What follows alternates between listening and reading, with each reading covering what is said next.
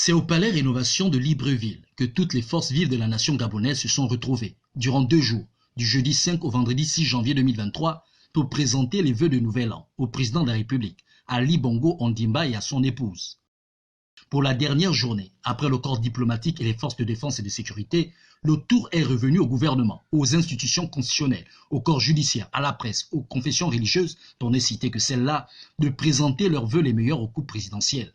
Dans son discours de circonstance, en réponse aux vœux formulés par ses hôtes, le chef de l'État, Ali Bongo Ondimba, a souhaité que la paix soit le partage du Gabon en 2023 et que toutes les composantes de la nation participent à son maintien. C'est pourquoi, en ce début d'année, je forge le vœu que nous puissions continuer au Gabon de vivre en paix.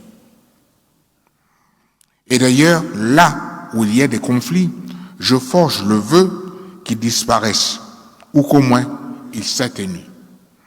Au Gabon, nous avons cette chance de vivre en paix. Certes, nous ne sommes pas d'accord sur tout. Il nous arrive parfois de nous disputer.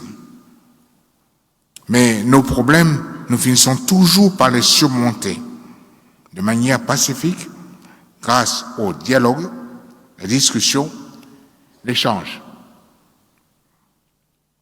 Hélas, c'est loin d'être le cas partout dans le monde.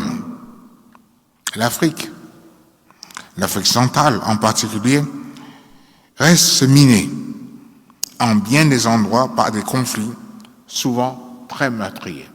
Pour maintenir le Gabon dans la paix, le chef de l'État invite les forces vives de la nation à prioriser le dialogue face au conflit, ainsi que le respect des institutions de la République. La paix passe avant tout par le dialogue. J'en suis mieux que quiconque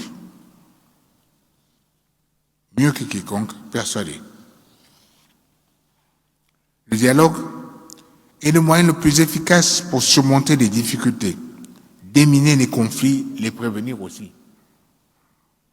C'est pourquoi, le 31 décembre dernier, dans mon discours des vœux à la nation, j'ai annoncé la tenue d'une rencontre réunissant les forces politiques de tous bords en vue d'organiser des élections au lendemain apaisé.